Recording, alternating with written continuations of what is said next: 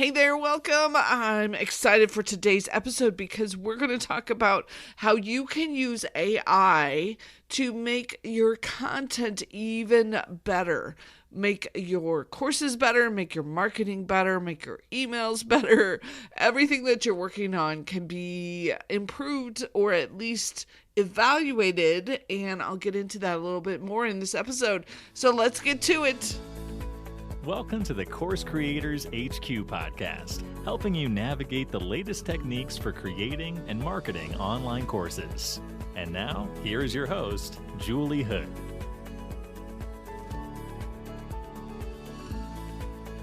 Hey there. All right. This is going to be a fun episode because I love it when we can come up with some ways to do things better, more efficiently, more effectively. I'm always impressed with entrepreneurs because they know they have to get a lot done, so they do not waste time. They are focused and effective.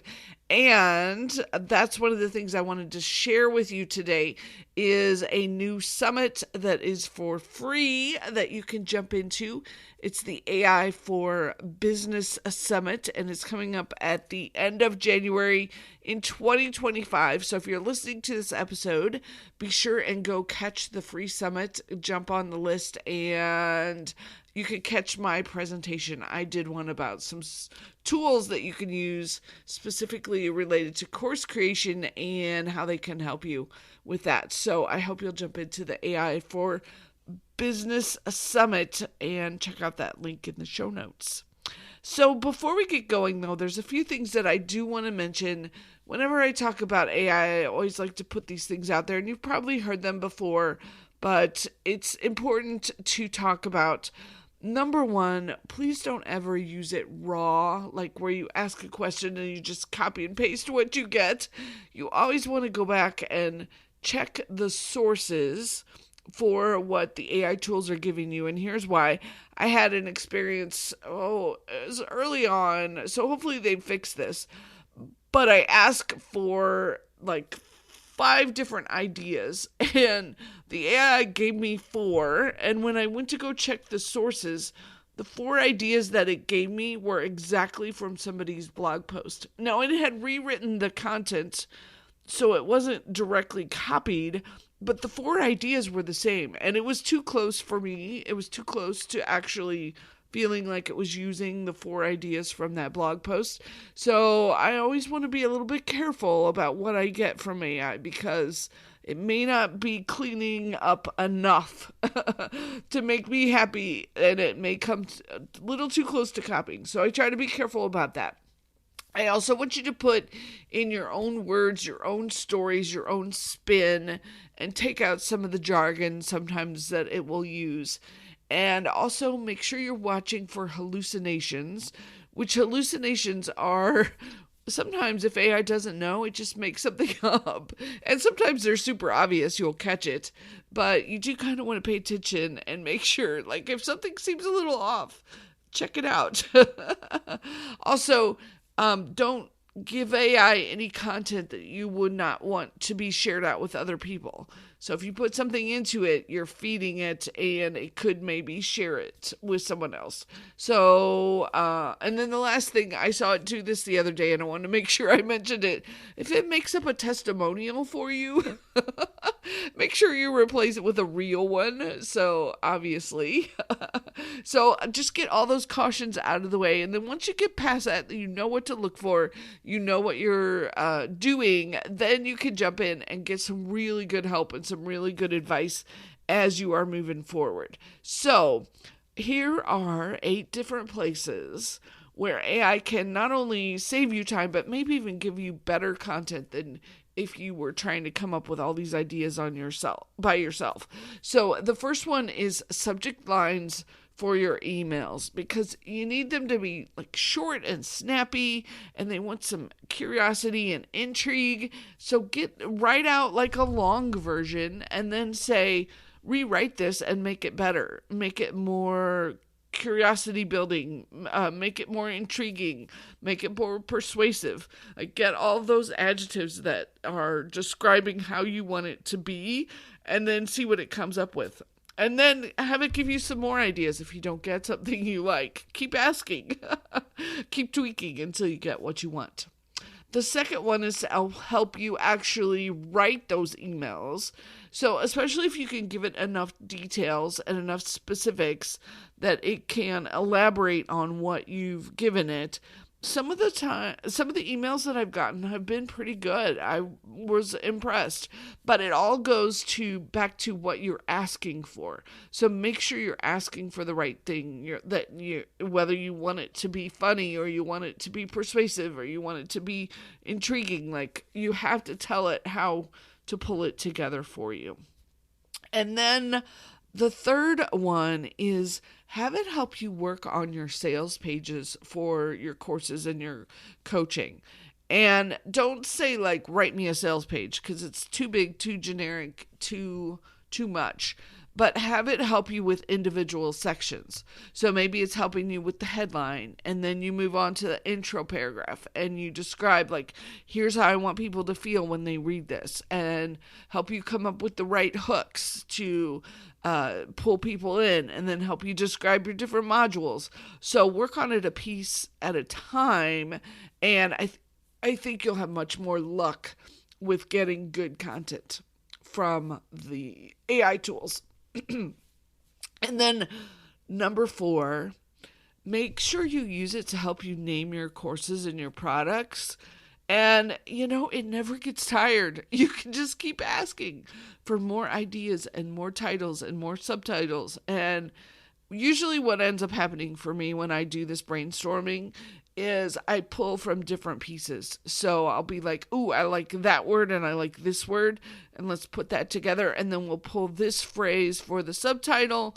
And then I want these 2 or 3 like sub phrases in there.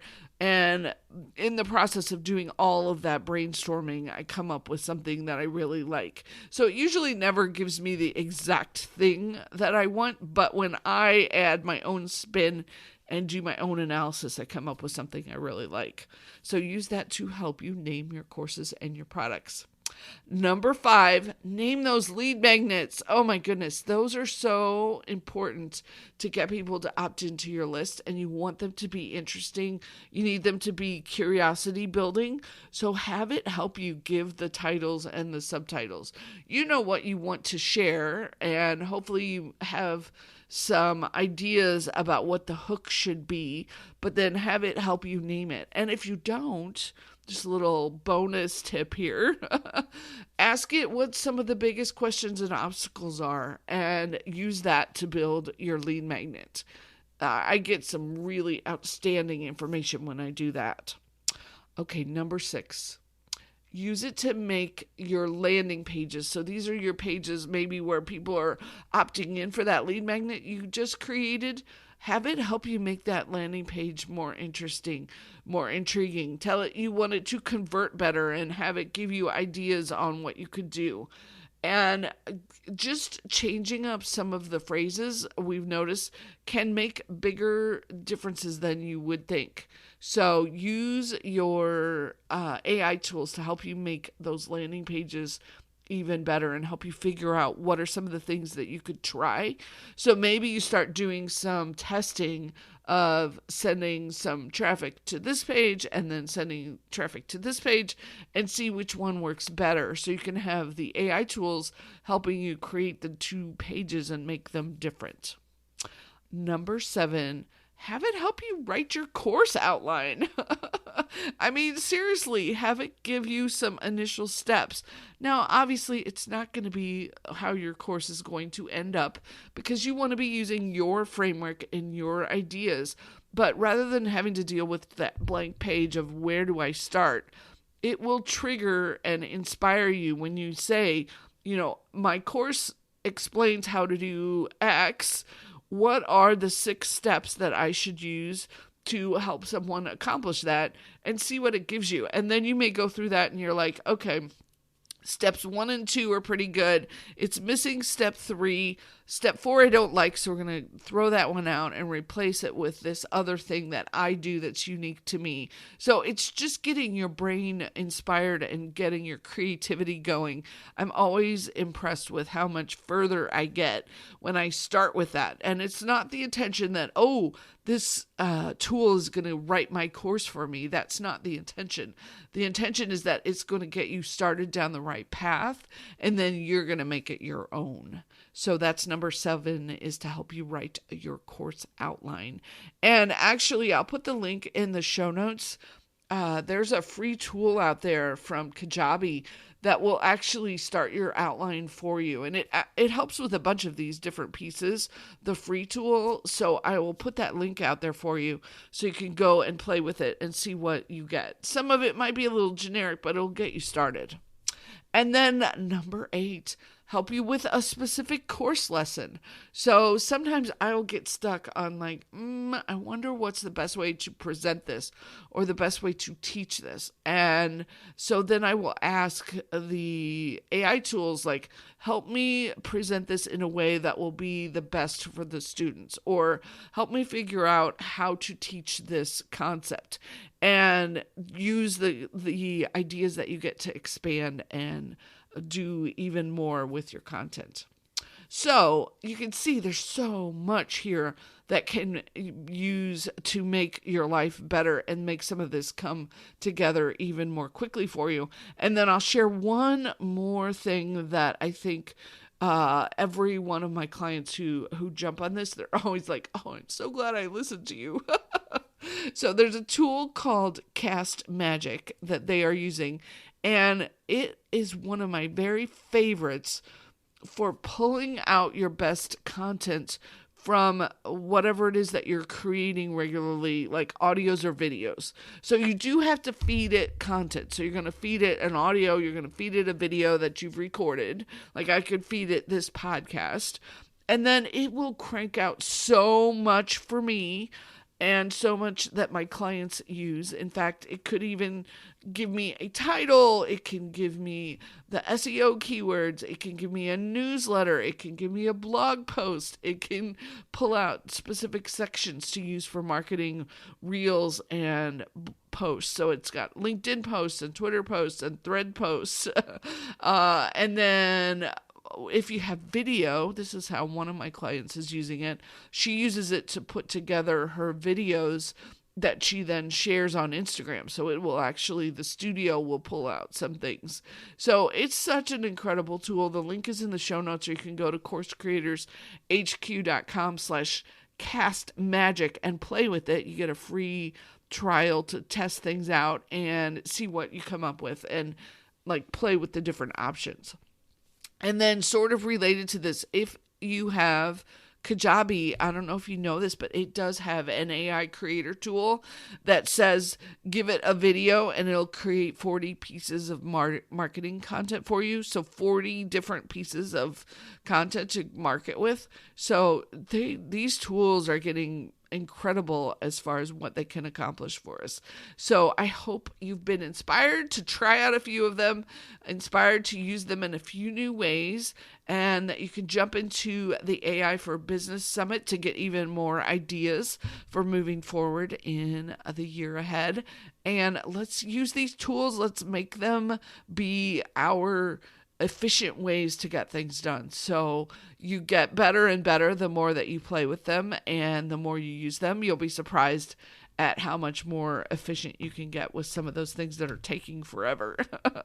So jump in, and I hope this was a fun episode for you. I hope I've got you inspired to try a few things, test a few things, and jump in. Thanks for being here. Thanks for listening. Thanks for subscribing and following and sharing with your fellow course creators and experts out there. Couldn't grow without you, so thank you so much. I appreciate it, and I hope you have a wonderful week. Talk to you soon.